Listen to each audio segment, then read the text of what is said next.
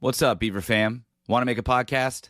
Spotify's got a platform that makes it super easy. It lets you distribute it everywhere and even earn money, all in one place for free.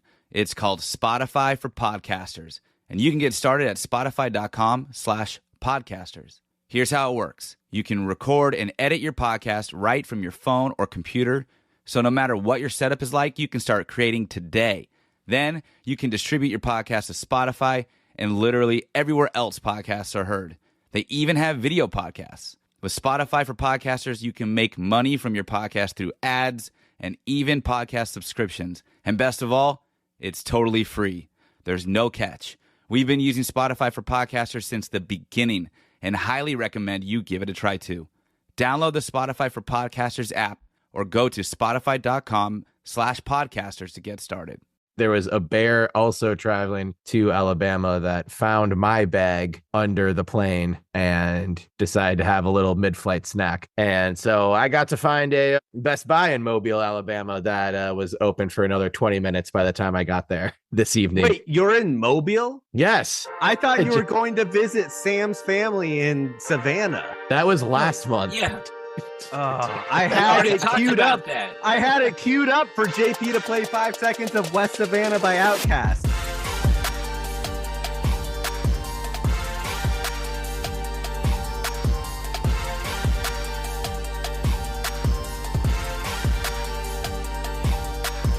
I was listening to it a lot. In honor of a previous Southern trip from a month ago. Have we been recording this whole time? Yep. For a while. Oh, nice. Okay. We got to put we need to bring back Benny's bonus belligerence for some of this because this can't make the regular feed. I mean, this can, but when I was about to cry, please don't put that in the main episode, JP. That's the opener. Yeah, whatever. I don't want to be on whatever. I don't give a shit. Fuck it. Welcome to the 127th episode of the Belligerent Thieves podcast. I hope you listeners appreciate this one because there has been more effort to even just get this one started than the 126 rendition of this stupid ass podcast before this. We really love you. We love you so much that I will spend money on a microphone that will drive me crazy in Mobile, Alabama, as a Best Buy is about to close to get you a goddamn episode on time. And hopefully this doesn't create too much work for JP. Something tells me it will, but that's okay. It always does. This whole thing creates work for JP. Yeah. That's Labor like love. And we love you for it, JP. Thanks, JP. Thank you. Well, now, I mean, I feel like this took away from the celebratory feel of the moment at hand. Never. We have 2 weeks to celebrate. I fucking hate you guys so much. I was just about to put a bunch of hype on the Niners, and you have to come in and just bogart the whole goddamn segment. The Niners are in the Super Bowl. Congratulations. That's it. That's all you're getting from me. Thanks. Did you have fun yesterday watching your little game? Yeah. No. Not it the was first half. Very stressful. The first half did not look fun for Niner fans. Yeah. Actually, this is a good story. Yesterday, my wife is on the classroom parent board or whatever for the mini-base class, and 2 months ago they were told that they had to do a parent gathering, and every class is required to do one every single year. Well, we hadn't done one last year in kindergarten, so we were like, "Oh, this is new to us." Okay, and it's supposed to be that the priest of the school comes and says some words, and then you get together and have dinner and drinks, and it's like a potluck. So, I don't know. And he started his prayer with "Bang Bang Niner Gang." No, actually, a lot worse. So, 6 days ago, I realized that I'm like, wait, Annie, when is this thing planned for? And she's like, Sunday. And I'm like, At 3. I don't know if I'm going to be able to go. And she's like, you have to go. I planned it. I'm like, all right, well, if I go, I'm going to go to be there to show face for the prayer, and then I'm out. I'm going home. And so I'm decked out all my Niners gear. We go. This is my plan. Luckily, the guy at the family's house that we went to, they're Niners fans. So they put it on their big TV. There's other Niners fans there. There's other people who are just NFL fans with rooting interest. There was a Minnesota Vikings fan who just wanted to see the Lions lose because he was hoping that they would always be the bottom dwellers of the division and didn't want to ever acknowledge that they were in a Super Bowl more recently than the Vikings, which is a good argument. Raise a banner, Vikings fans. Yeah. We did it. So I'm standing there like totally decked out, and everyone, of course, I get all the comments. I'm in my Niners jacket. I'm in my Kittle jersey. I got my red Niners cap on, and everyone's like, "Oh, which team are you rooting for?" Right? Like for fun. But then the priest starts the prayer, and he's like, "Does anyone have a football team that they would like me to pray for?" And I was like pulling up the SF on the jacket. I was like, "I do." And he said no. He straight up told me no in front of the whole class's parents. So, yeah, I think that God is a 49ers fan, even if the priest at the school is not. So he might want to. Is he like a Seahawk fan? I don't know, but he might want to have a few more conversations with his Lord. Someone who had like the weekly prayer at the church that I used to go to growing up. This was like maybe 5 or 6 years ago. But at the end of it, he said, like, "Lord, hear our prayer, Skol Vikings." And that was the end of it. And I guess that was like a scandalous moment in the congregation's history, where like one committee of people complained about it being inappropriate and that he should have like his whatever service privileges revoked. And yeah, it wasn't me, but it was your dad. My dad hates the Vikings, as I know. Yeah, it was a plant. Good job, Dad.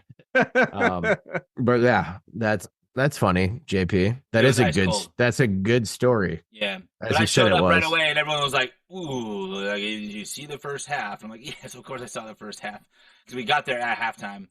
And I'm like, yeah. Oh, that's terrible. That is the absolute last thing I want to do on an NFC Championship Sunday. I got faith. I know we'll pull it through, but the priest had no faith. Right. The person you think had the most. A priest in Portland. That's who I think. When I think Niners fandom, that's what immediately comes to mind. Well, he's not from Portland. I think he just moved to Portland. I don't know where he's from. Well, you should test him. Be like, any football teams that anyone wants me to pray for? Once he said no to the Niners, you could have been like, "How about Oregon State football?" Well, you say you're a godly man. Prove it, sir.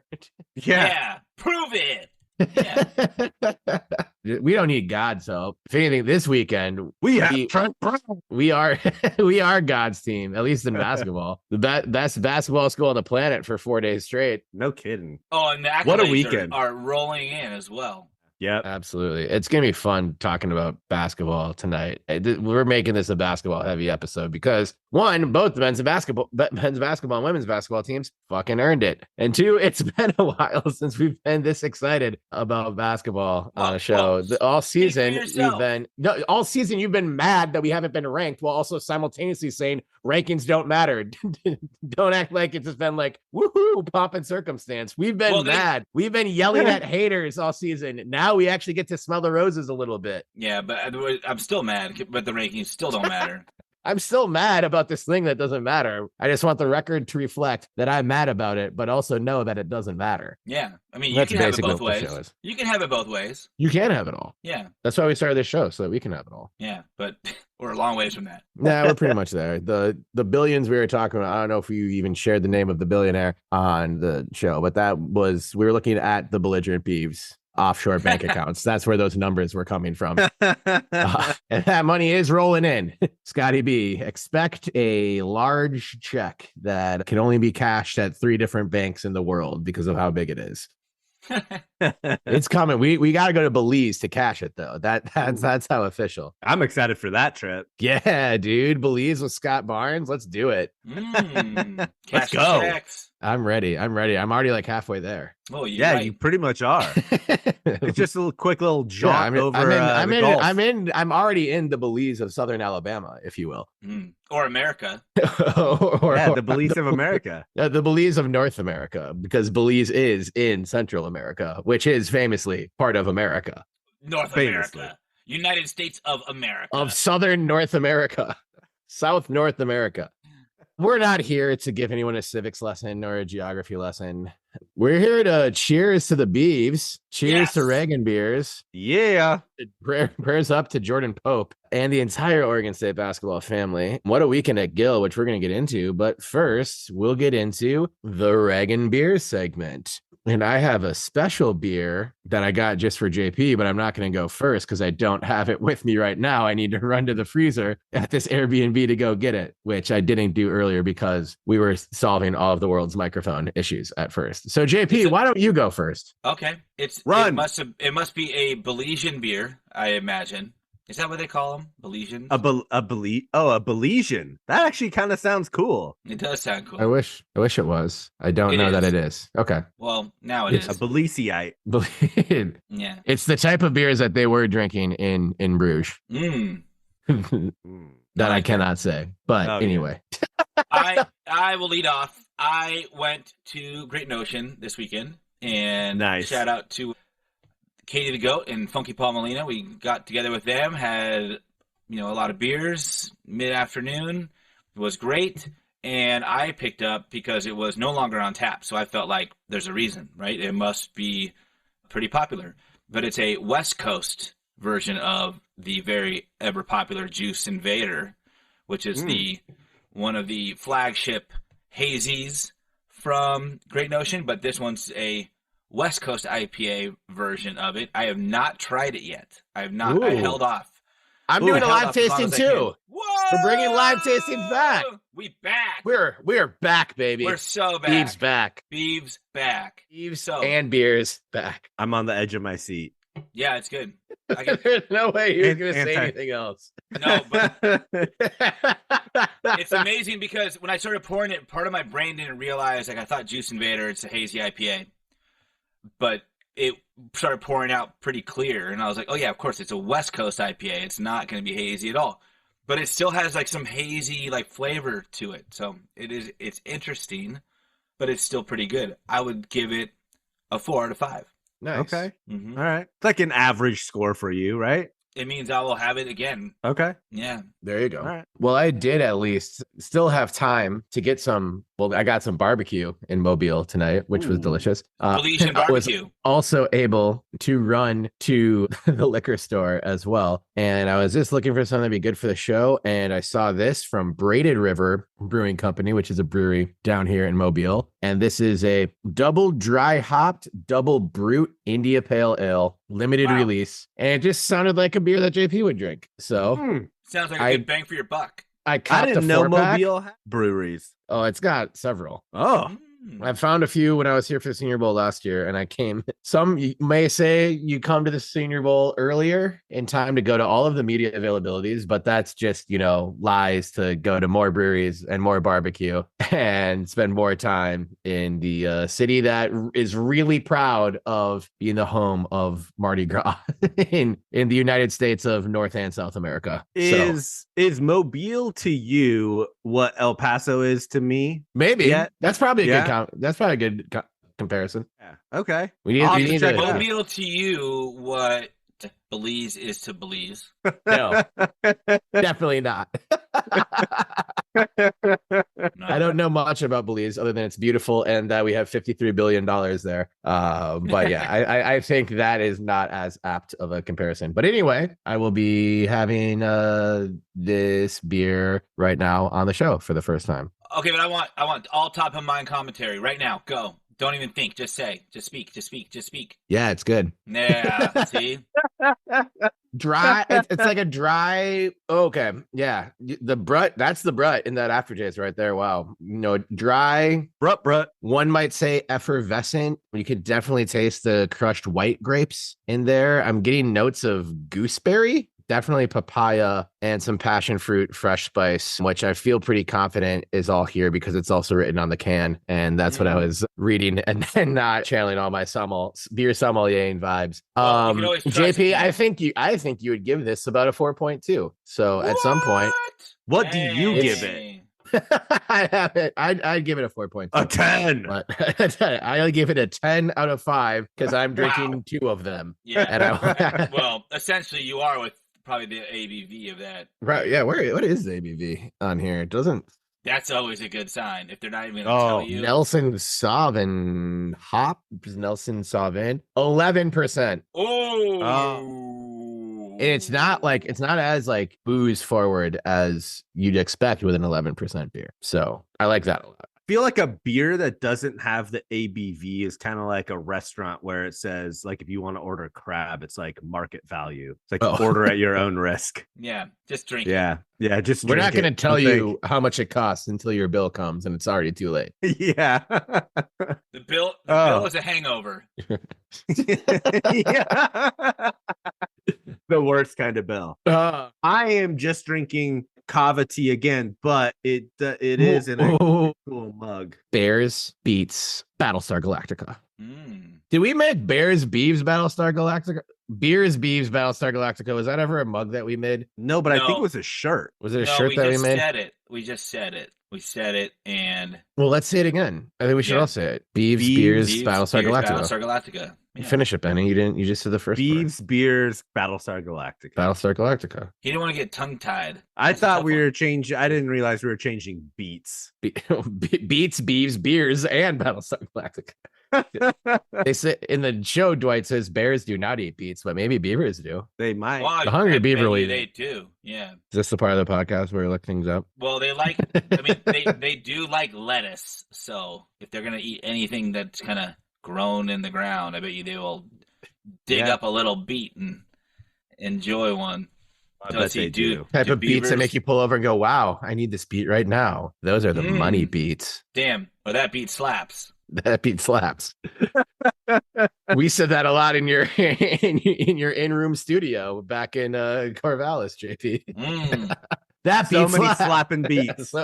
so many slapping beats, man. Is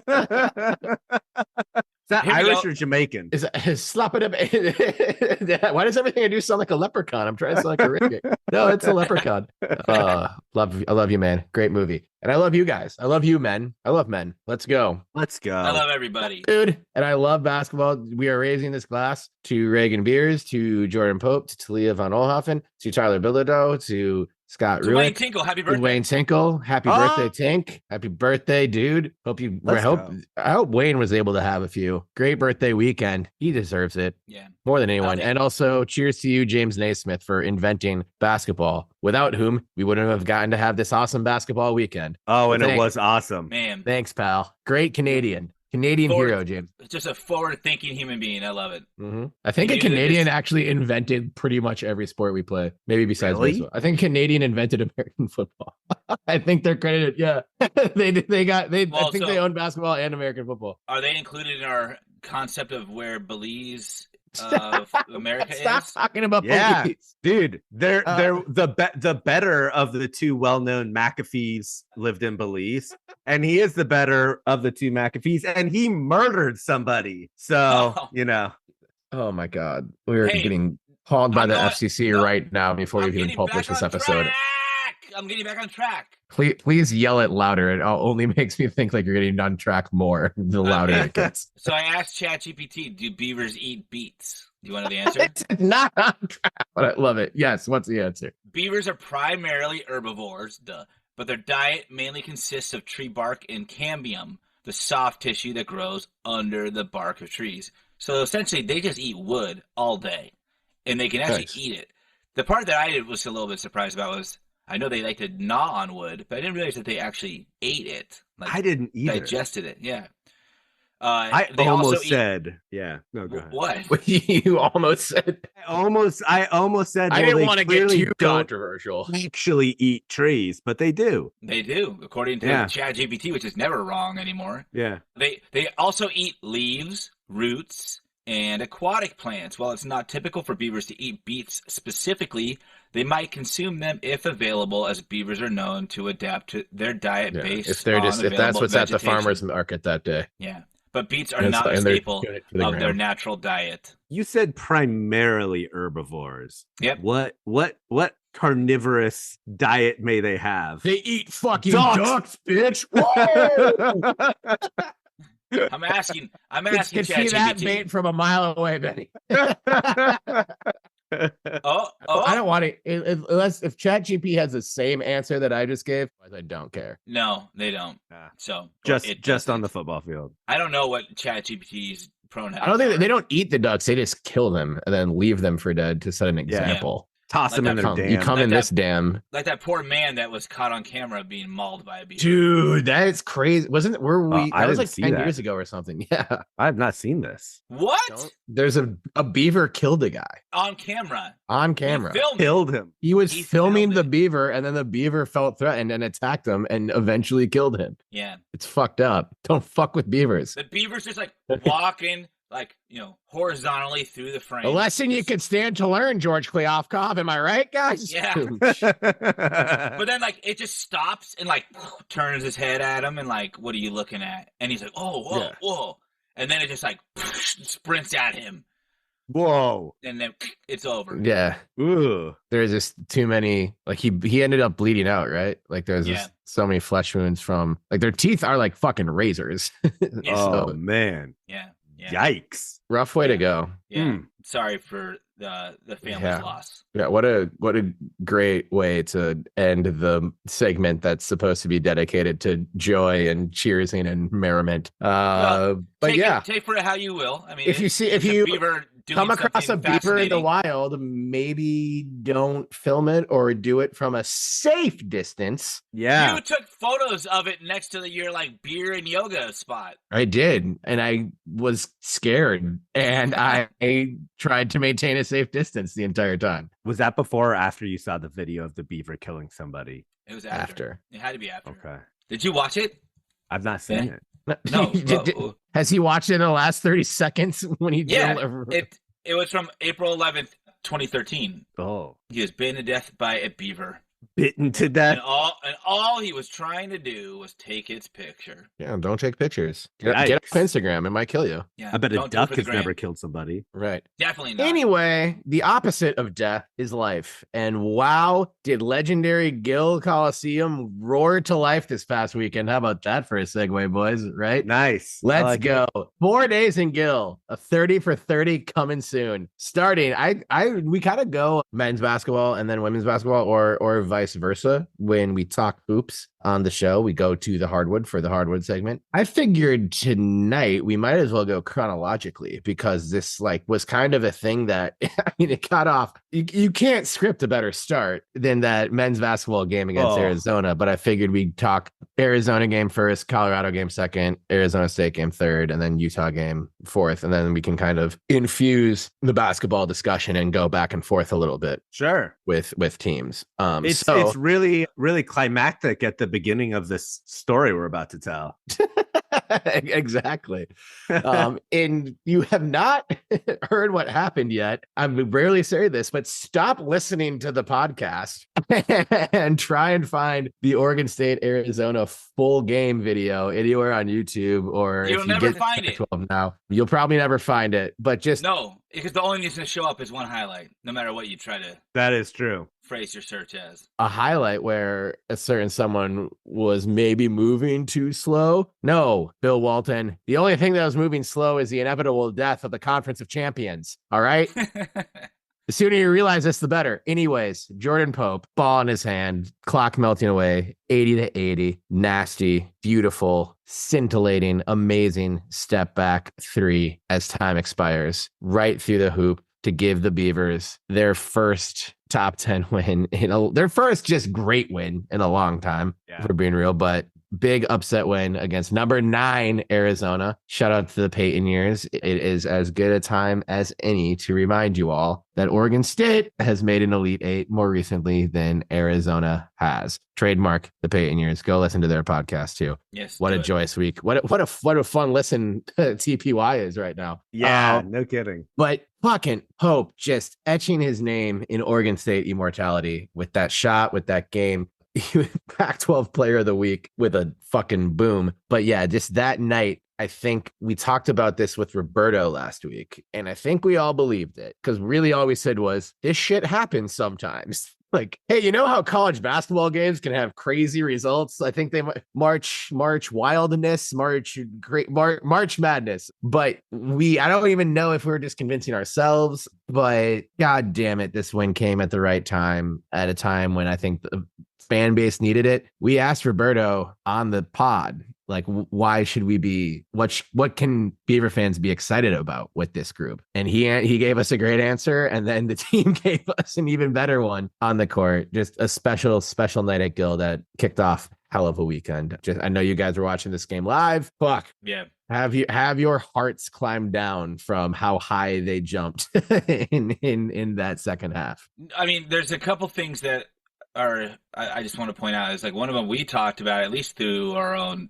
text group, that okay, let's temper down the worry.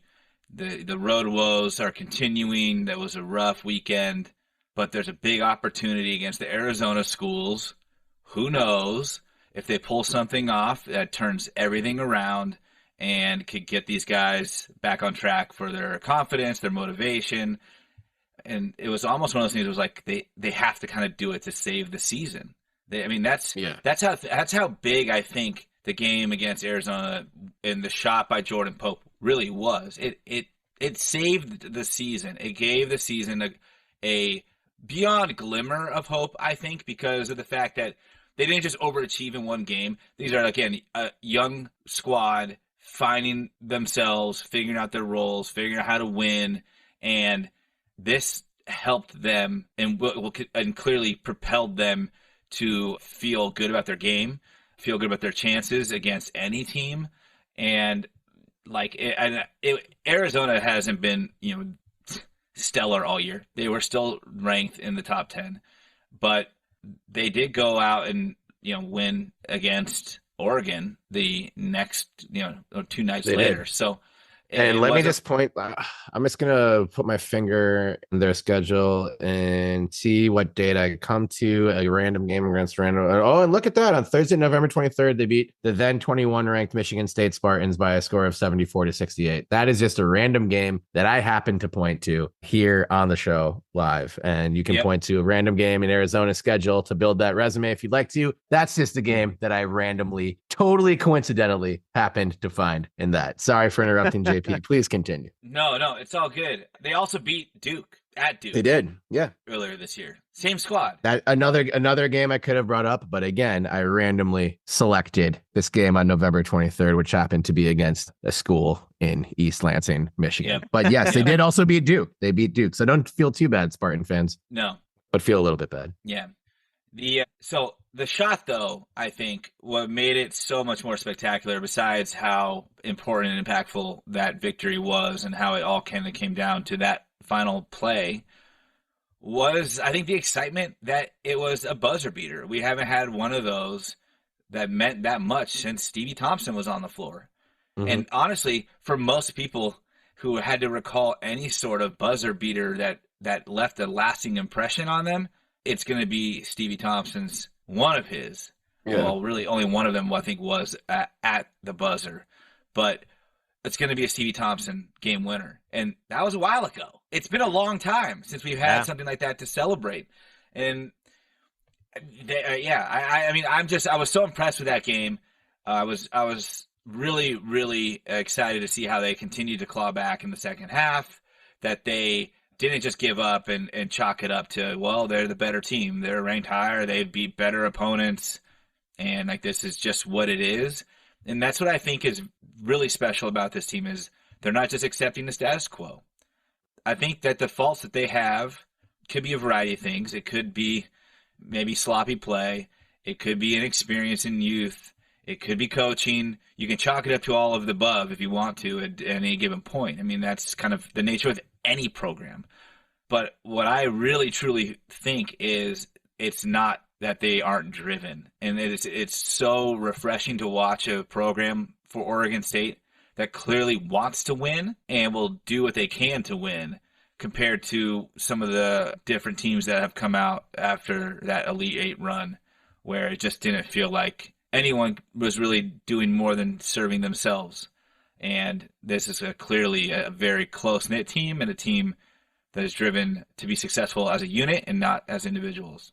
Yeah, I think this team is a really interesting makeup for all the reasons that you said, JP. It is a team that you can't really figure out where the baseline is because it feels like they've overachieved in a lot of areas, including Thursday night, and they've underachieved the week previous, right? And so I think what this team needs is that reassurance to know that they can not only win games, but that they have a true home court advantage. They're just a different team at home, and that they can win big, close games against teams that are looked at as being superior to them. And I think all of that is really important with a young team. And to your point, I don't think that there's just a glimmering hope or a glimmer of hope. I think that games like this can be a turning point in a season. And I mean, we'll get into it later, but look at how we played Arizona State, right? Like we came out flying in that game. And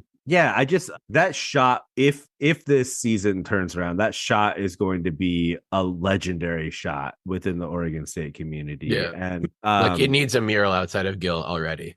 Yeah. I was watching this replay or a video of the shot. It was shot by a camera phone in the student section. And when he put the ball up, it was just dead silent at Gill. And it seemed like it took forever for that ball to hit the bottom of the net. But it's just one of those shots that like you see in the movies, right? Where it was the jab step, pull back. It was all just perfect. Yeah. Storybook. It felt slow motion. It felt slow motion. And I don't know, like you see those shots in March Madness, right? Like you're just like, those are so crazy. Like something like that is never, ever going to happen to a team that I watch. And that was as close as I can remember to something, not just a buzzer beater, but a buzzer beater in the way that it was done. The fact that it was done against a top 10 team at Gill, like it was just, yeah, it was storybook for sure. You got the feeling with the way the crowd reacted too, that this was maybe this team's last shot this year. Not necessarily, like you can certainly come back from a loss to a top 10 team. Like there's no shame in that. Right. But I was impressed with how big the crowd was, like how engaged the crowd was throughout. And I think if you show up to Gill and you lay an egg against Arizona or something, like I think that was maybe your last chance to keep the crowd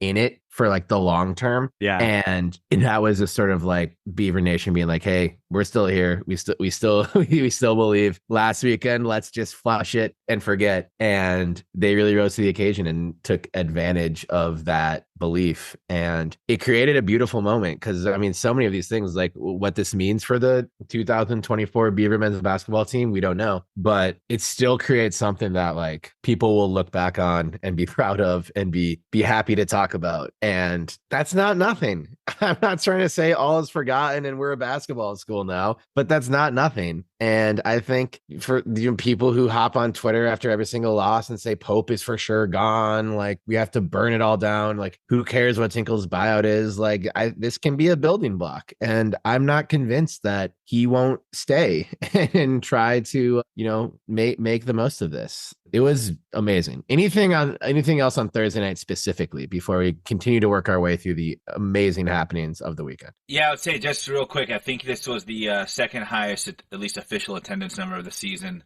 Nice. Only giving way to the game against SC, which I think had that slight hint of celebrity associated with it, given Bronny James being in town. So, yeah, I mean, after a tough weekend, and we won that game too. So look what happened. Show up, show out. I mean, we'll figure out the road stuff soon. We got 2 road games in LA this weekend and 2 winnable road games. 2 winnable. Very I think winnable. This whole conference slate is winnable. Let's be real. And let's win all of them for this one last trip through the Conference of Champions. Bill Walton. Oh, God, let's get Bill Walton on the pod. Did you guys see that story? No, I saw that there was a story, but I didn't read it. Terry, did you see it? I have not read it yet. The big red story? That he had a flat tire. Bill Walton had a flat tire trying to get from Corvallis to PDX. And so instead of on his bike or his car? On his car.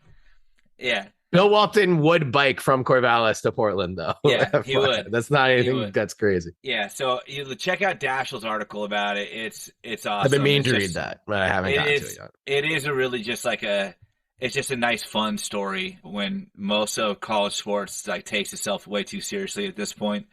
To have something like that written up about, after the game that was clearly an exciting ending and a massive victory for the team for this season. But yeah, he had a flat tire.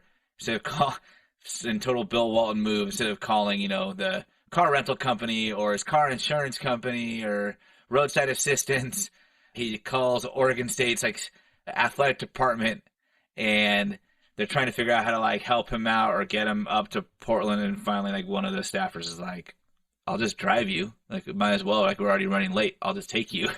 So he got to sit in a car with Bill Walton from Corvallis to PDX, and just them in the car together for 2 hours chatting it up, which would be just the most incredible experience. Yeah. That would be so fun.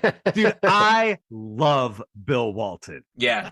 He is one of my all-time favorite. He might be my favorite, commentator. Mm-hmm. Yeah, I think he is. Doesn't take himself too seriously. It's a lot of fun. It's a nice reprieve from, what's become kind of a almost militarized in a sense, matchups between teams with everything on the line, and everything is so important, and every play is so critical, and then Bill's just sitting there, and then you have telling stories about the rivers and how they flow, and the fish in the rivers, and the animals along the shores, ranking Thanksgiving sides during feast week when he does 6 straight games at the Maui Invitation.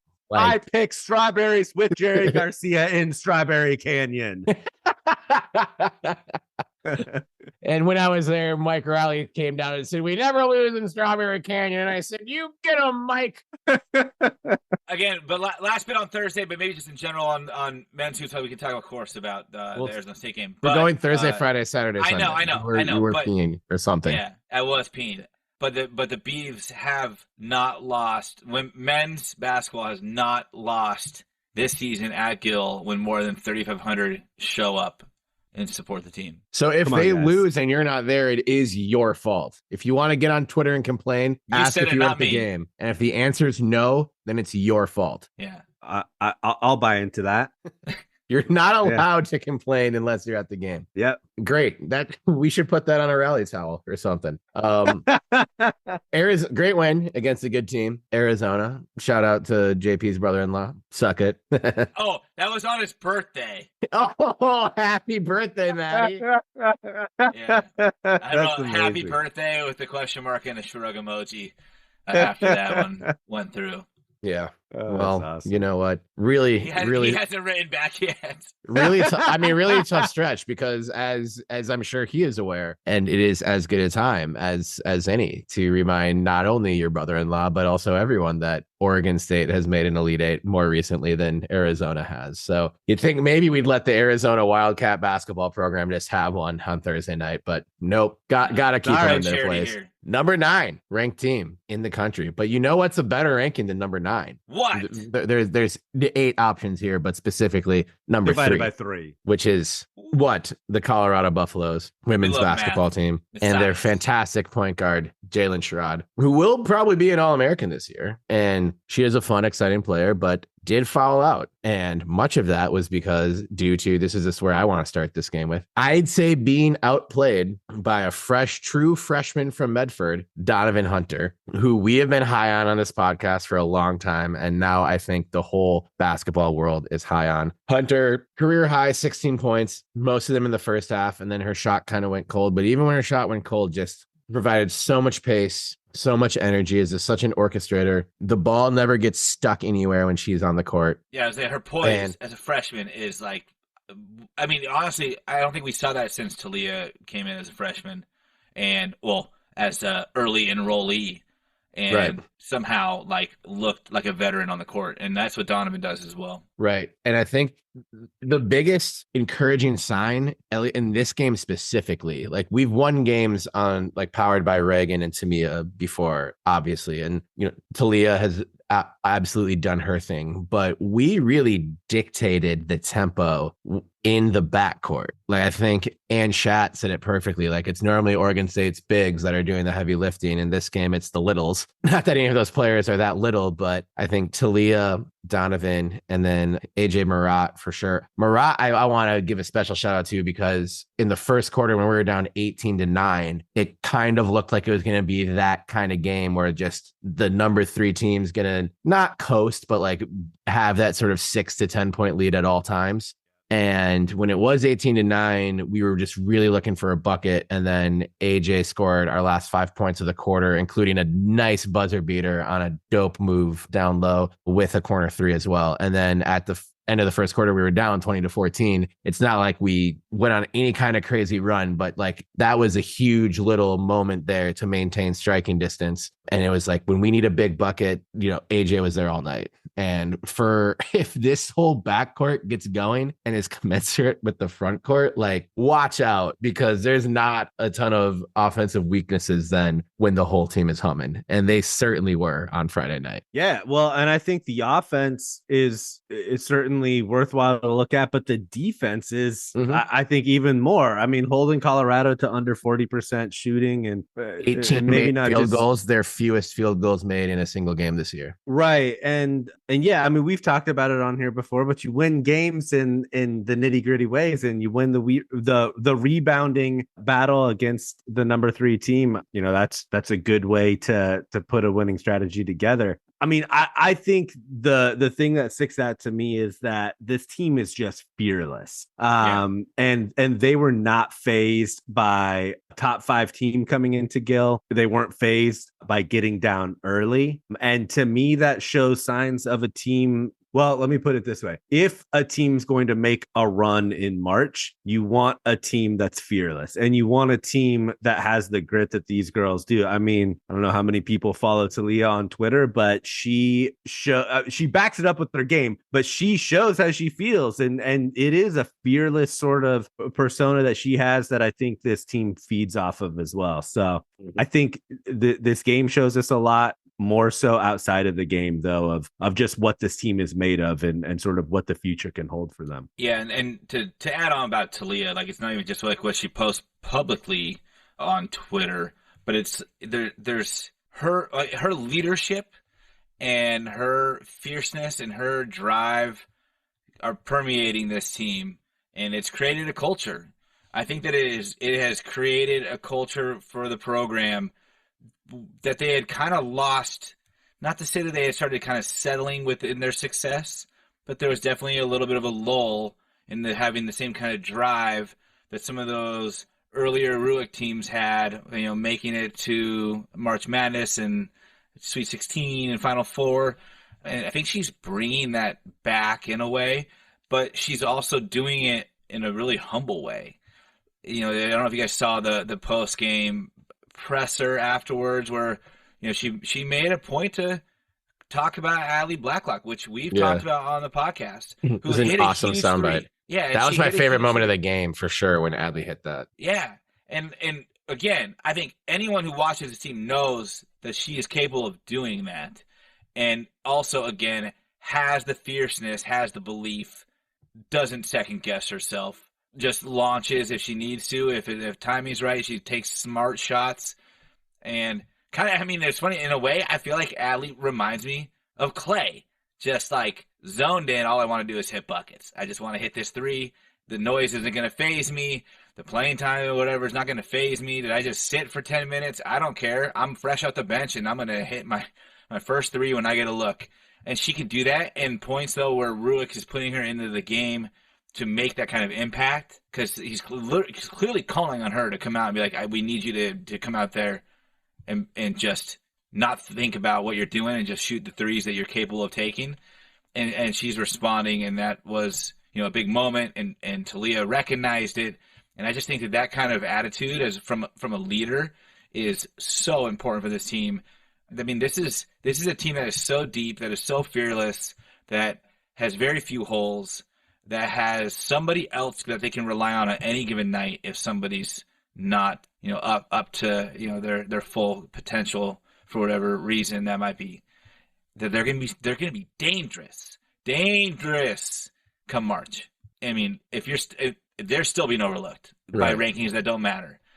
But that's fine. I don't want to be recognized until we're cutting nets. I would like to be recognized, but I also want to cut nets. I do love that Talia took the time in that presser to shout out Blacklock specifically, and like you're seeing her, like she's been a great leader forever, but just continue to keep growing more and more in as leader all the time. And if this team, if they stay healthy, it's just there's so many weapons on the bench that can heat up at any time. And just like when Adley hit that 3 and like you heard the sound of Gill reached a different level, because it was like a big 3 second half. Like the upset is getting closer to, but also like the type of player that Adley is and the type of energy she can galvanize from the team, from a fan base, from an arena, sort of all came together in that like beautiful moment. She needed it, had been in a little bit of a shooting slump. Hunter had been in a little bit of a scoring slump herself too, but it's like, that's what basketball is. It's a game of runs and you're going to break out of slumps, and they just stayed with it. And the result was amazing. I was like, almost just like after the fucking Arizona game on Thursday, I was just like, man, like I hope we didn't like use up all of our good juju just for that. We've got 3 more big games coming up. And it was almost kind of like there it doesn't always happen where like a men's basketball schedule and women's basketball schedule is like in conversation with another, and that both teams were out there really promoting this weekend. Shout out to the athletic department and doing everything they did for Damn Hunger and Damn Worth It this weekend as well. Great stuff as always. But it was like, let's launch the first missile on Thursday night, and it was like the women's team saw that and was like, all right, yeah, we bet. got you. Yeah. And then launched another one, and then it was like still 2 good teams. Like Arizona State, I think, was tied for first in the men's standings on Saturday, and Utah was another ranked team with Alyssa Peely, who is like going to be a top 10 pick in the WNBA draft. We can get into those 2 games now as well, but it was just like, I mean, I felt like that was not even like asking for too much or whatever, but like that is like everything you can dream of going into a weekend like that in just like the 2 days going into it. And then they backed up everything they put down in the Saturday and Sunday games as well. Just great shit. Benny, it looks like you really have a point you want to get off your chest. Well, I mean, I just have to say, like, in the Arizona State game, what's going to go sort of under the radar in this whole weekend that would have been a headline in most other weekends was Tyler Bilodeau's absolutely monstrous dunk on some poor kid from Arizona State. That was... I was going to say we have to talk about Tyler Bilodeau. Like, we absolutely have to.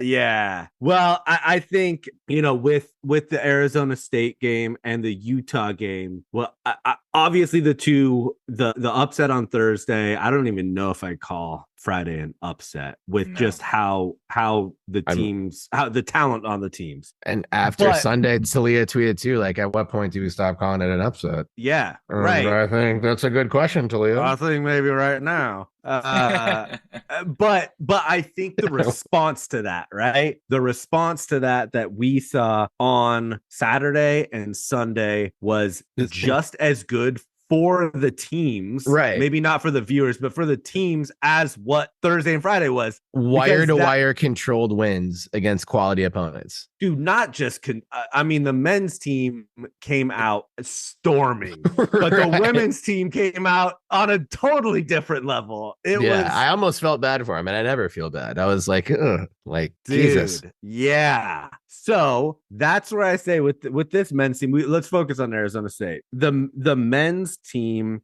I really think that could be a turning moment. That Arizona last second shot could be a turning moment for this team, because we saw what they did against Arizona State, who you mentioned is not a bad basketball team. They're a good basketball team that we just made look like, I mean, we made them look like they were not a high caliber basketball team. They look, exactly. So yeah, that game just speaks volumes to the team, the cohesiveness, to Tinkle and his coaching staff making sure that these kids' head were in the right mind. I mean, think about it this way: like the men's team has not gotten any recognition. Definitely not nationally, and really not locally even. And so there's one podcast that has, and it's not us, right? And so you go from playing games in kind of a half-empty Gill, not hearing your name outside of Wayne Tinkle yelling it, like, to all of a sudden being the number one play on ESPN, to ESPN having to talk about you because you just upset a top 10 team. Like, that is a recipe to get your head sort of inflated and your ego inflated as well. And so that's why I say, like, what happened to Arizona State is, I think, almost better than upsetting Arizona. Yeah, I think it's more about just the continuation of the momentum that was built. Yeah, like not being like, well, whew, we did that. Cool. I'm exhausted.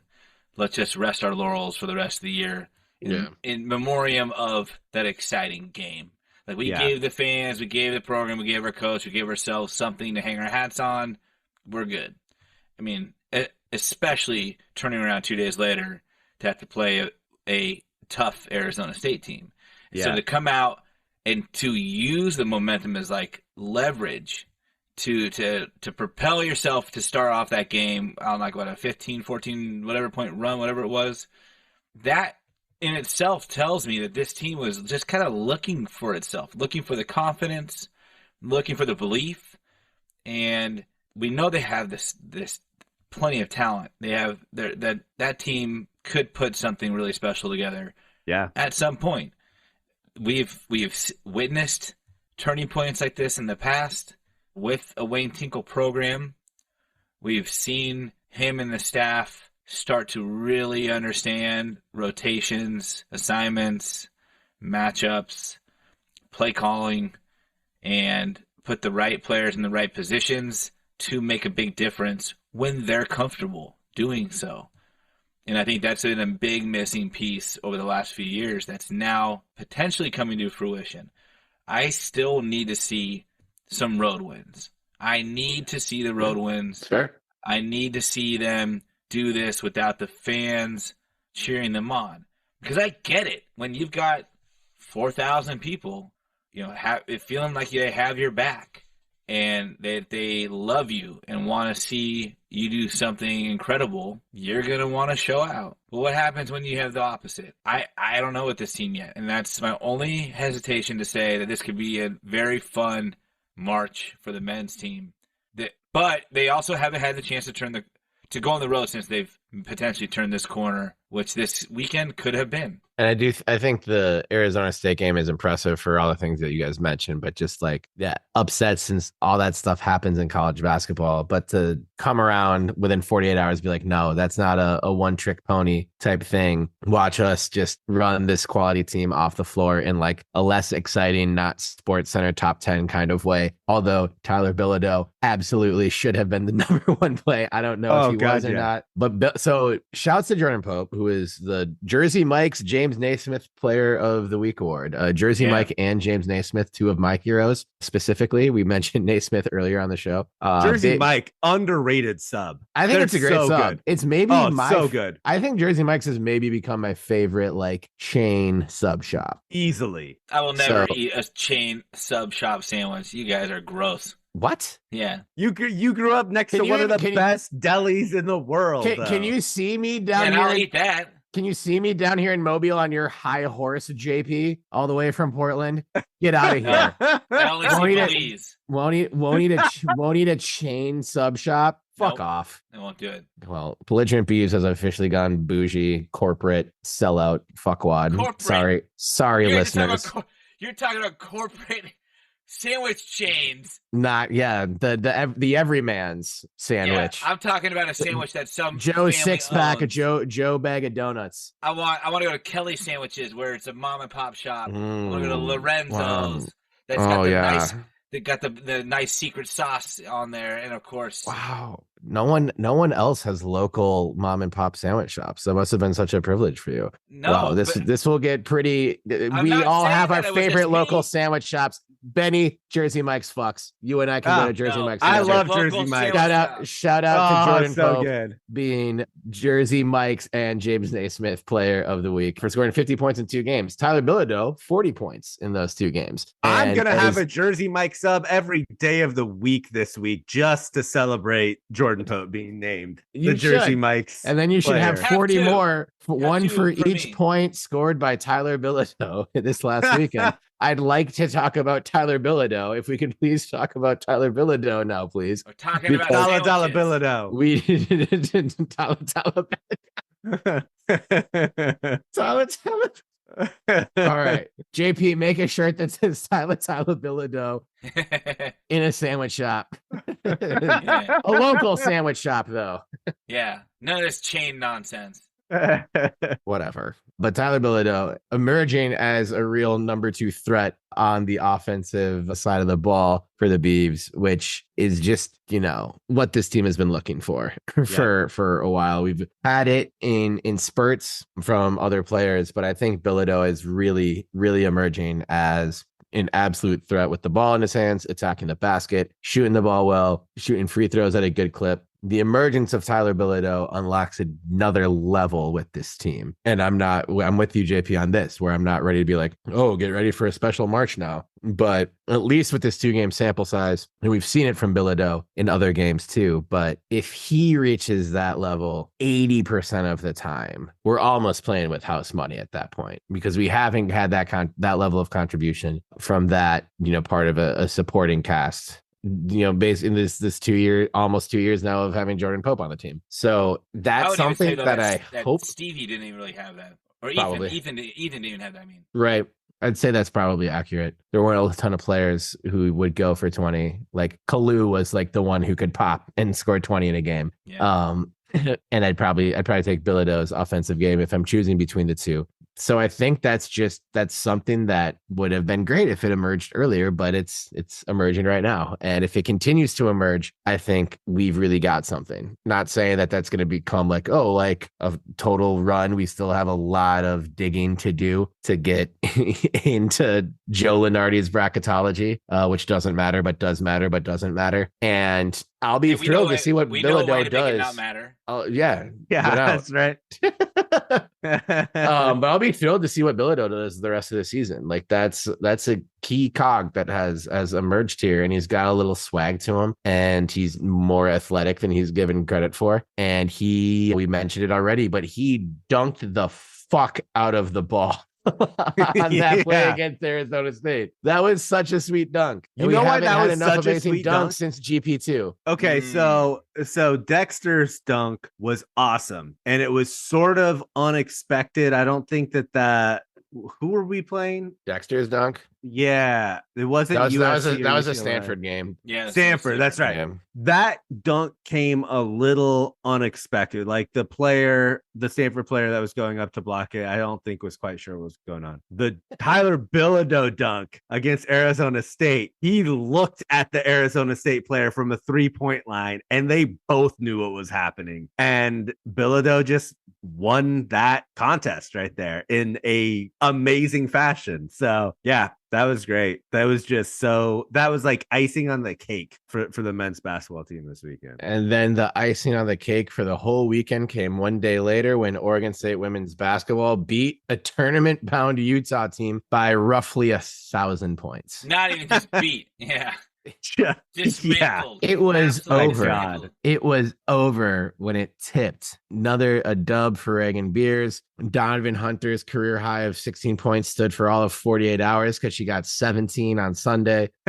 Double for Tamia Gardner off the bench. Big weekend all around. Huge also for Beers, who was named to the Lisa Leslie Award top 10 on Thursday before it started, which essentially says she's a top 10 center in the country, which duh. But still great to get the honor. And she's only one of two underclassmen who are on the list. The rest are mostly WNBA bound seniors. So she's playing at a pretty high level. And when you start getting named for awards or like named on the watch list for awards named after Lisa Leslie, you're doing something right.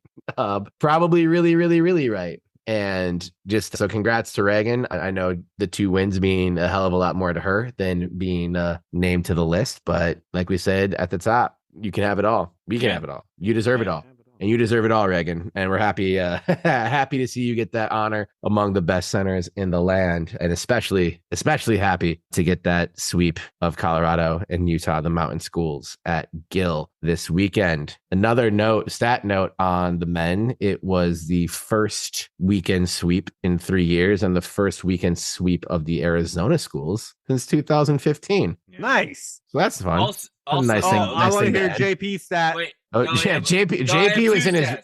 JP is in his bag preparing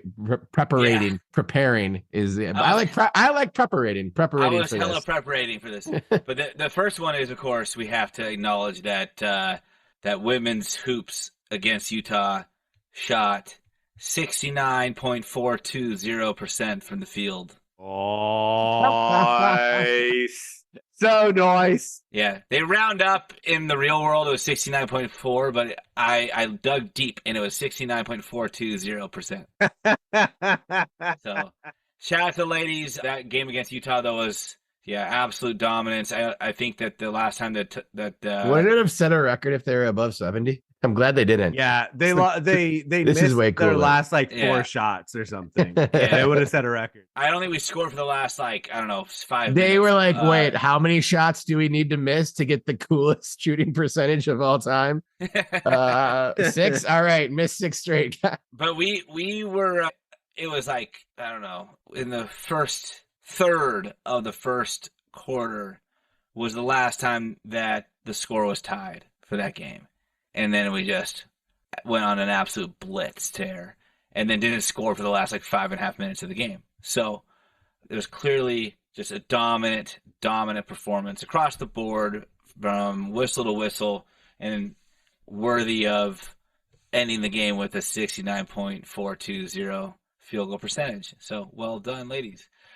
I wanted to address this. Well done. We're so proud. We could not be more proud. Of all your accomplishments this weekend, that one was number 1. Hang the banner with the percentage to the 3rd decimal power on the banner. So this is a little bit more general, but still on topic. And this question has been posed on social media, and I never found an answer. And then hilariously, Benny said he looked for an answer, but gave up relatively quickly. His attention span did not allow him to look beyond this last weekend. And so When was it? he was very curious about the so-called best Double sweep. weekend ever at Gill Coliseum. And everyone has their own, objective opinions. Like, well, I was, there when they did this or this and broke this streak or beat this team finally or whatever. But I wanted to look at it factually and be able to measure the best weekend ever at Gill Coliseum for men's and women's This is men's and women's hoops. Okay, important qualifier. There is an asterisk on ever because unfortunately the record books anywhere on the internet, it was a challenge to get any sort of game-by-game statistics prior to 2002. They don't like making that easy to find. I was able to find statistics back to 1998. So I will still take that. There's still, of course, I don't know, at least a decade of crossover of men's and women's hoops at Oregon State that is unaccounted for in this measurement. But I can't envision still that any of these have much to hold, especially of what is the greatest weekend ever to anything that happened prior to 1998. But there's a statistic. If you look at Basketball Reference, there's a statistic that they use to measure, how strong the opponent is that the team faced that day. It's called SRS. It's a simple rating system or whatever. Yeah. Essentially, a 0 is that the team that they're facing would be an average team, and then anything positive is how many points that their opponent would beat an average team by. Right. They don't count, of course, for non-Division I games when giving this rating. And to clarify a little further, Basketball Ref says that they take into account, the average point differential and strength of schedule when making this rating. So I went back and manually pulled every I love manually looking stats up, FYI.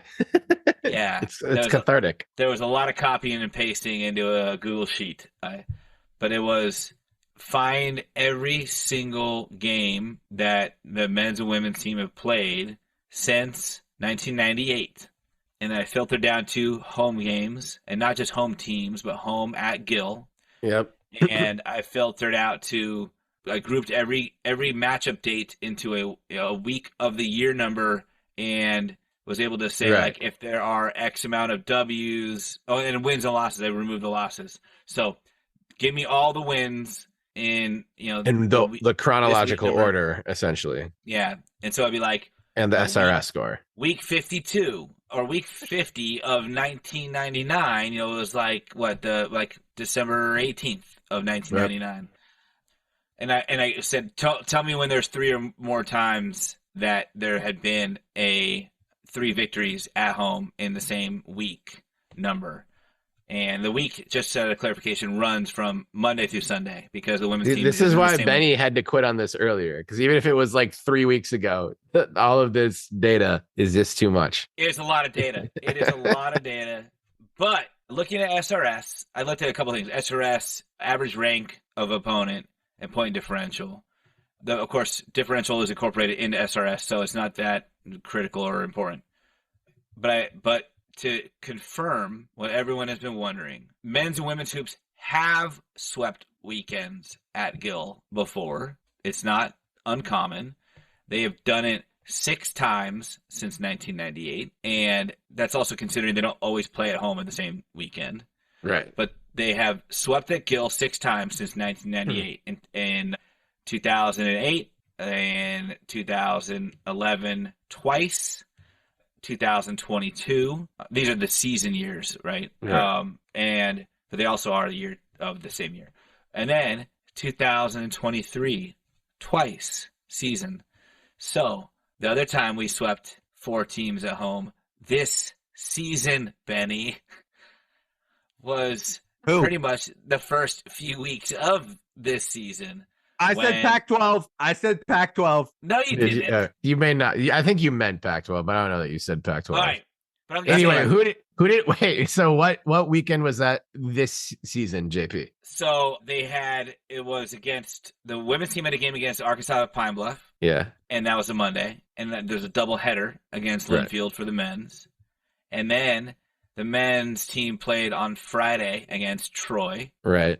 And then on Sunday, the women's team played and beat Villanova. Okay. That's Monday to Sunday, though. That's not 4 straight days, which I know wasn't necessarily part of the prompt. But well, yeah, because that's impossible to find. I mean, that's clearly never happened. Sure. But I'm looking at in the same scheduled week, 4 wins, yes, 4 home games. Has it happened? Yes, it has. It's happened 6 times. Most recently in early November. Literally this basketball season. Yes. Yeah.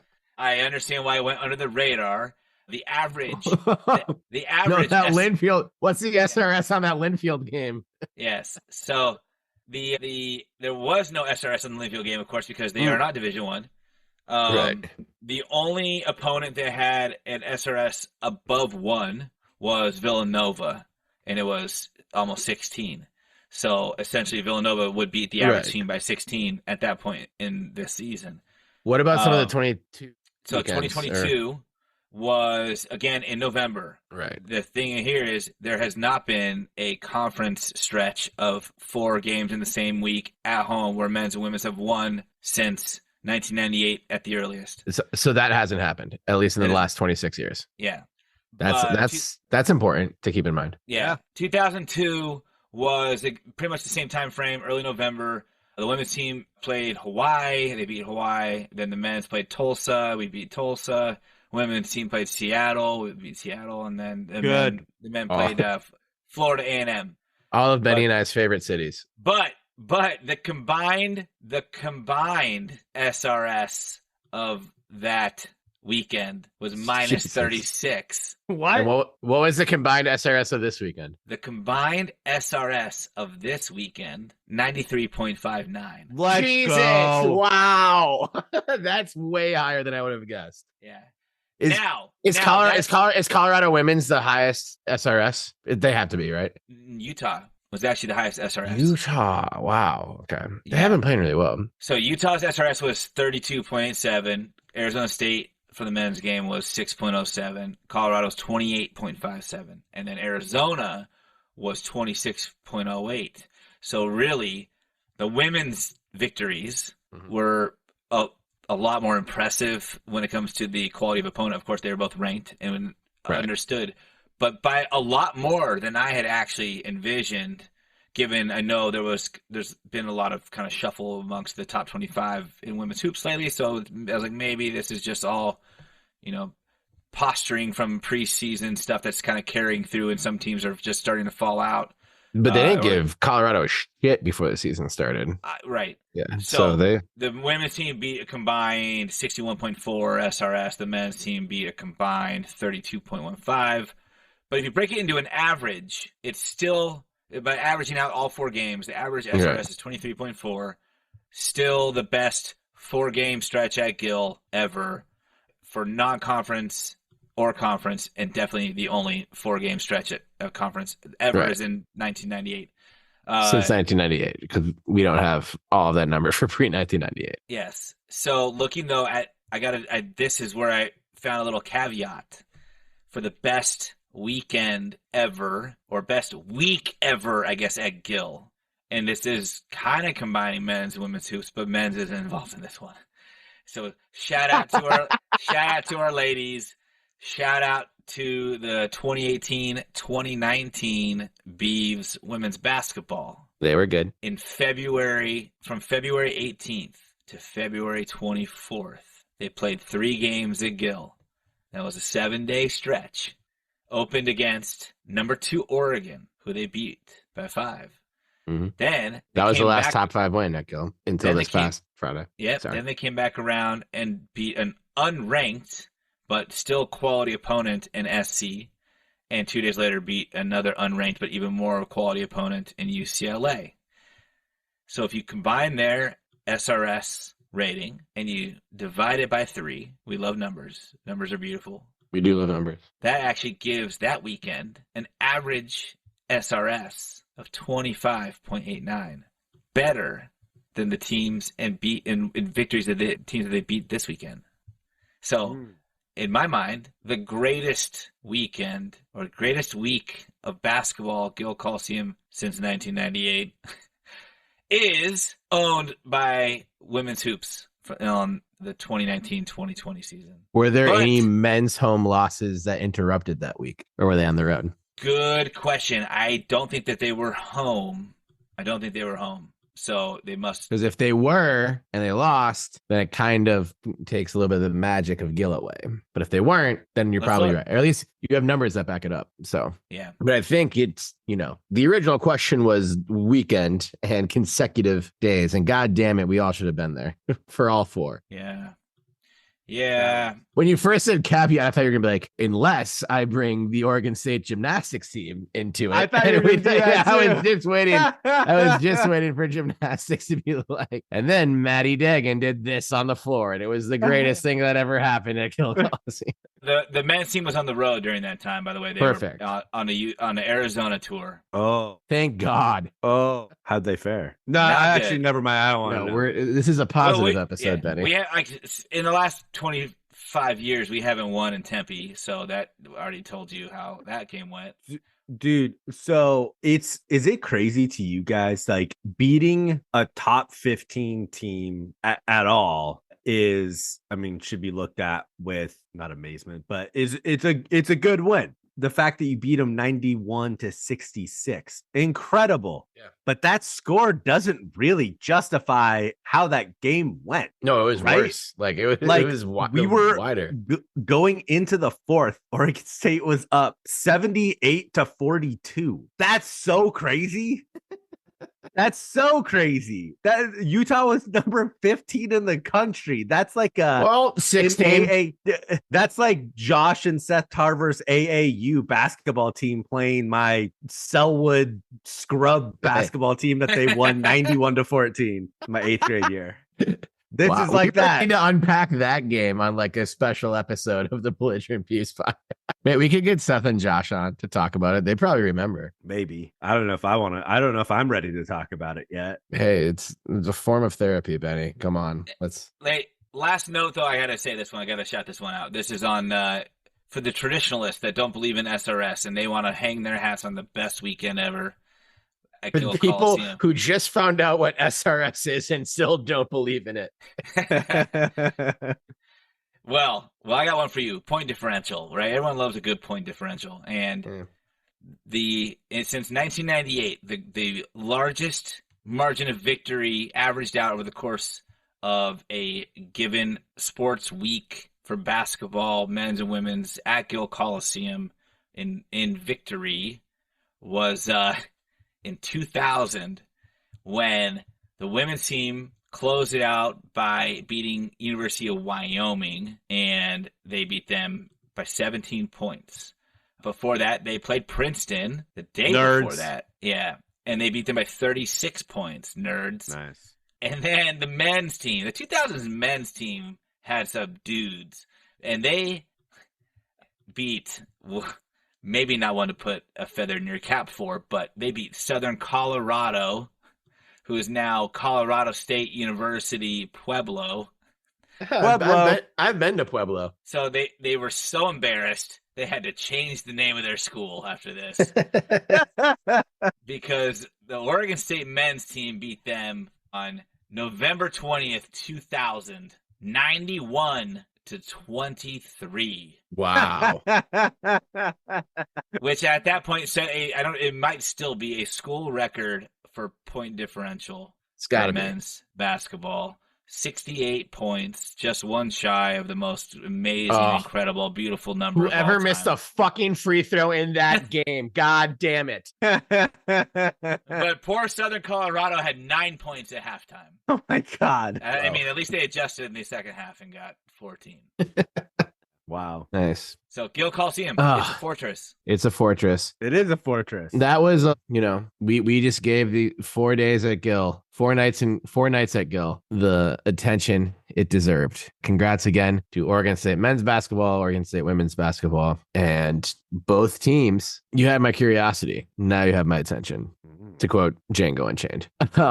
Women's team up to 18 in the AP poll. Boo. Up to 14 in more important polls. Rankings are dumb, but we care, but we don't care, but we do, but we don't. But we're going to start seeing this team on national TV more. And then hopefully, man, I'm just saying this. Here are things that are facts. If you are a 1 seed through 4 seed in the women's basketball tournament, you host rounds 1 and 2, right? That's just a fact. I'm just saying that that's part of the rules. Half of the women's Sweet 16 and Elite 8 bracket this year will be at the Moda Center in Portland. I'll repeat that. Half of the Sweet 16 Elite 8 bracket at the women's basketball tournament this year will be in Portland, Oregon. The other half is going to be in Albany, New York. Oregon? It'd be hilarious if it was in Albany, Oregon. And if there's a certain team from the Paris of the Pacific Northwest in the field and they get detoured to the Albany side of the regional. It's Beaver bias.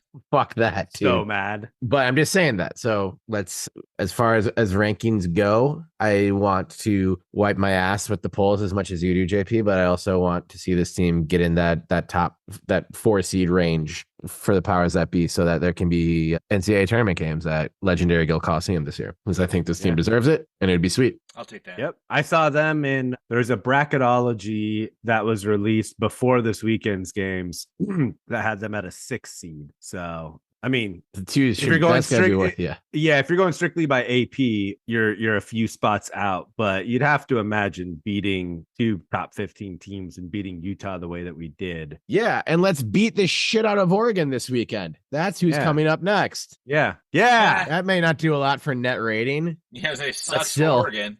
We do a lot for our net rating. It'll make me happy. It'll make me happy too. Well, we have been talking about basketball for kind of a while. We do need to Terry, hit the ad. Hit the ad. I've already had such a stressful night on this show. Terry, hit the ad. This episode of the Belligerent Beavs podcast has been brought to you by the Delta Jersey Mike employee who destroyed my microphone on purpose while en route from Minneapolis, somewhere between Minneapolis and Mobile, Alabama. So Yeti Blue microphones making their debut. Find them in the microphone aisle at the Mobile Best Buy and probably other Best Buys too. Also a new sponsor. Only talk about the one that we went to about 4 hours ago.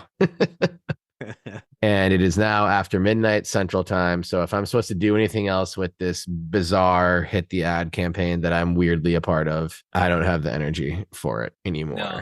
I also don't have the energy to do more than one more segment. So I'm going to throw it to baseball, and maybe we can let that be that. And then we can talk a lot of football next week because there'll be more draft buzz after the East-West game and after the Senior Bowl. And You'll have more draft buzz. I'll for sure have draft. I'll have some, this week, catch me on the dive on Cream, which is terryhorseman.substack.com. And if you are interested at all in the Vikings lens of which I'll be viewing the draft, you can find me on the Purple Insider podcast and writing for the Purple Insider Substack this week while I'm here in Mobile. But there'll be lots of Oregon State storylines as well. And just a little teaser, I think of all of the draft prospects currently in Mobile, Alabama, our own Tulise Fuaga might be the highest drafted. That is a tease to tune in to Senior Bowl practices all week on NFL Network. I will be joining Daniel Jeremiah and Bucky Brooks on NFL Network at 5 a.m. Just kidding. That's not happening. That's a dream come true. But I'll be down here. Hit me up.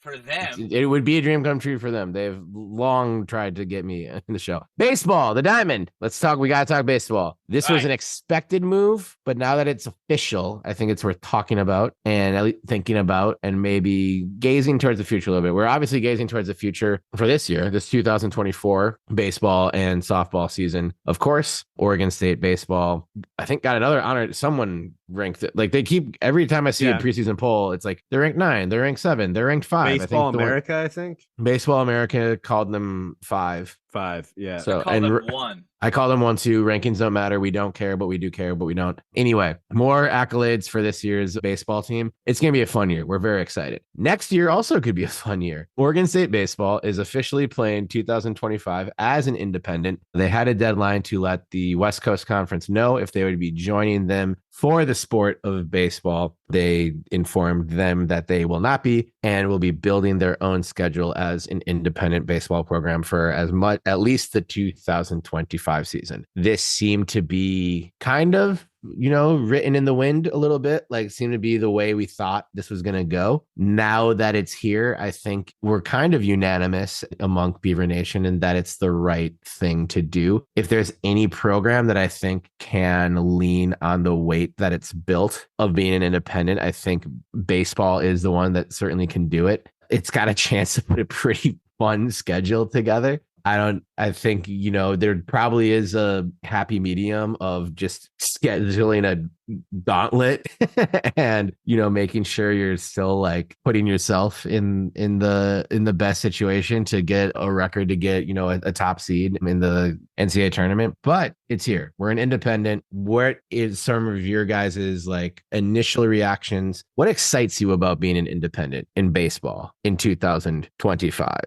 I think just to your point, baseball is the sport that I'm least worried about being an independent in, and not just because Oregon State's success historically, but if you look at, say, the teams that are going to the Big Ten in football, they might, stick their nose up and put their pinky out to us.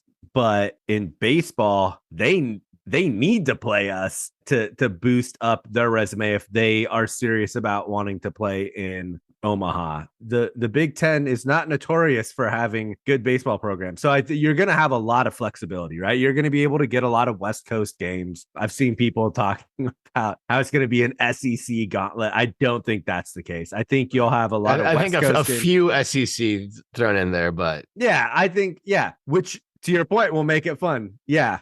But I think you'll have series definitely against Oregon, definitely against Washington, probably against SC or UCLA. You'll have them against Arizona State, I think. And then there's some fun schools out in the Big 12 too. I think getting a series with Texas would be cool. They're in the SEC.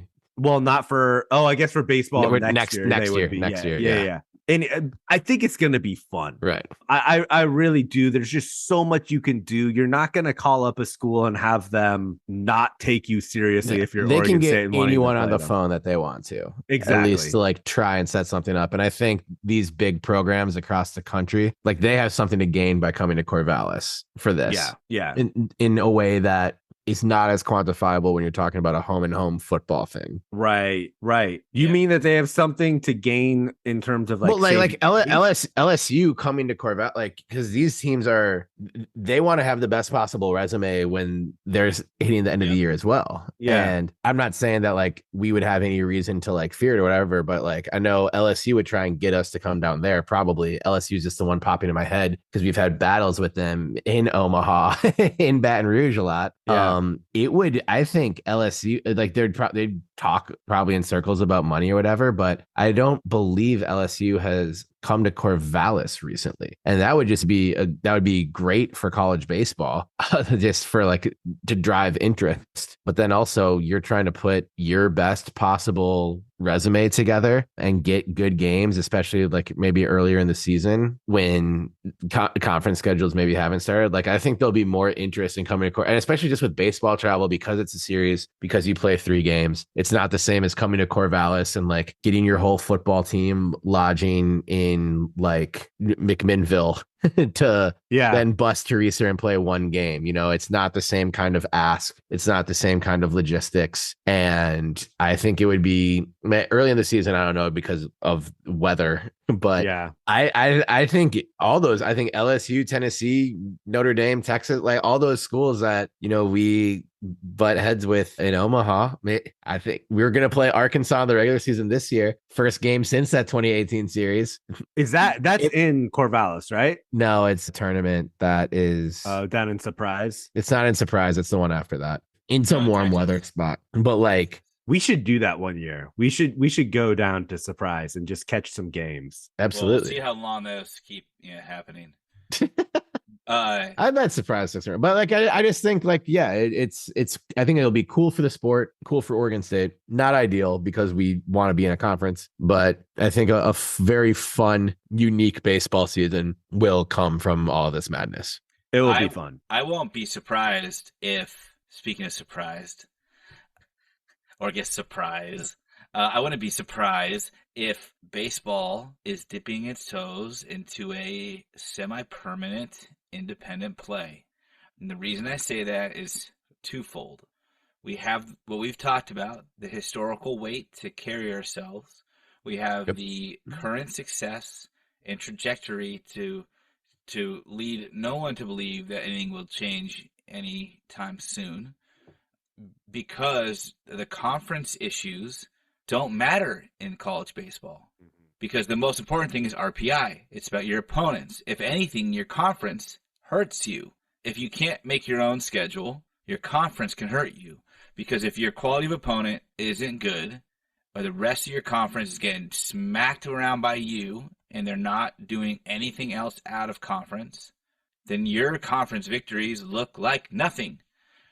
So teams will look at Oregon State because they know we're going to build a schedule that will serve our RPI, because we know we can compete on the same level as any of those teams. Yeah. And they're going to want a part of that, because even if they lose and our strength of schedule is high, it helps their RPI, and vice versa.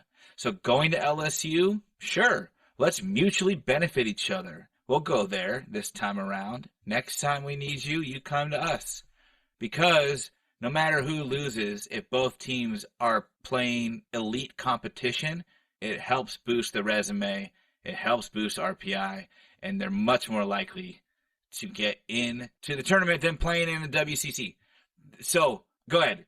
Did say next year in Surprise, is this going to be us and the 3 other teams that make it to the national semifinals of the College World Series? Like it's just gonna be a sick schedule with banger after banger after banger. Yeah, because and I think the reason why we have this flexibility is because TV money matters almost nil in college baseball. To be honest, the money comes from Omaha. Yeah, it's just all about the game. Yeah, so It's all about the game. You get to Omaha, that's where the donations start pouring in. That's where the program starts to. Where the Jello shots start pouring in too. Yeah. Unless you're Stanford. Unless you're Stanford. Stanford's not invited to our scheduled party. No, it's also where the new scoreboards come in. It's where the new buildings come in. It's where the recruiting aspects come in. I mean, getting to Omaha is the most important factor in college baseball. It is not about TV exposure. It is not about TV revenue, which is exactly why Mitch Canham has come out and been completely unfazed by, I mean, he acts like there isn't any conference realignment happening at all. He acknowledges it because he's asked about it. Yeah. And I don't think it matters to him, and it hasn't seemed to matter to any of the baseball players, at least baseball players especially that I've spoken with about it. It just seems like they just want to know who they're going to play. Yeah. And now we have control of that. And I honestly think is what I led with. This could be a precursor.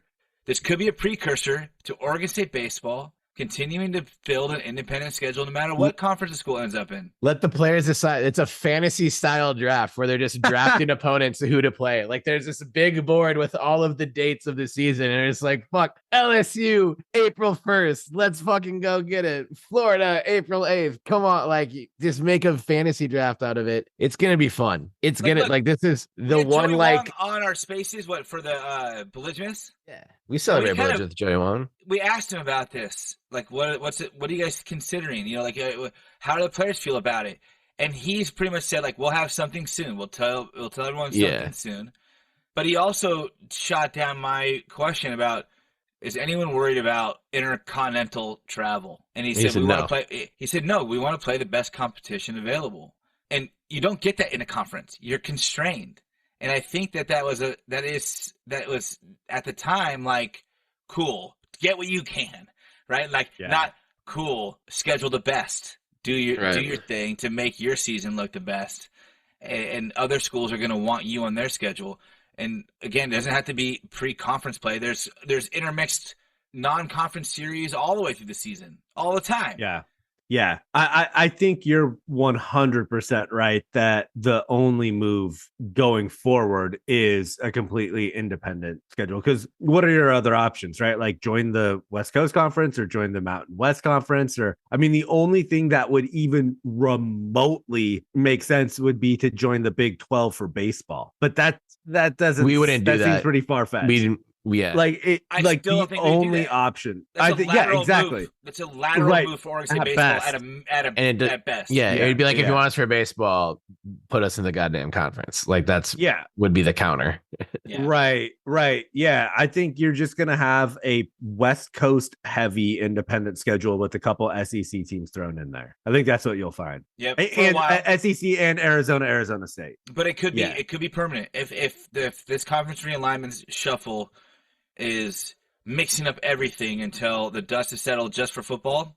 Yeah, it could be for a long time that we see that this team makes its own schedule, and I love it. I want to see these unique teams and matchups that we're awaiting, regionals and super regionals to see. It's like the type of matchup in the regular season. The type of matchup that they're like lying about having for like the college football realignment. Like, oh, look, we get like USC at Ohio State every week. Oh. Like that's always been bullshit. But like the type of lie they're telling for that, like, is what it actually will be in baseball. Yeah. Yep. And which they did not think about creating. Like this is totally a stray that just like ended up being something like kind of cool. But it's like, think about it, like Michigan and Oregon every week. It's like, I've lived in a Big Ten market for the last decade. Michigan's come here once. Like these football games are not going to happen weekly, like you're talking about, you bastards. But hey, we're going to have some Diamond Royalty potentially joining us next week on the pod. We are. Ooh, potentially. That's a little tease. Diamond Royalty. Yeah. There's a double on Diamond Tundra. Yeah. Potentially. Yeah. I'm proposing on the episode. Let's go. The royal Is it going to be family. down in West Savannah? She would say no if I proposed on an episode of Belligerent. No, not on the episode. You propose while we record, and then you just have her listen to it with you after it's released. Say it. I am a romantic. You certainly are, JP. Yeah. Definitely the romantic of our podcast, and I appreciate that. About you. Yeah, great tease. Great tease for the baseball and potentially softball talk for next week, and just great tease in general for the future, for the rest of 2024, the year of love on the Belligerent Beast podcast. It is like a strip tease. We also have our clothes on. For your ears and not for your eyes. Strip tease for your ears. That's often how they describe our podcast. It's like if you could hear strippers but not see them. Yeah. Hey, there are people who do that. Exactly. Yeah. Hey, Yeah, you guys want people.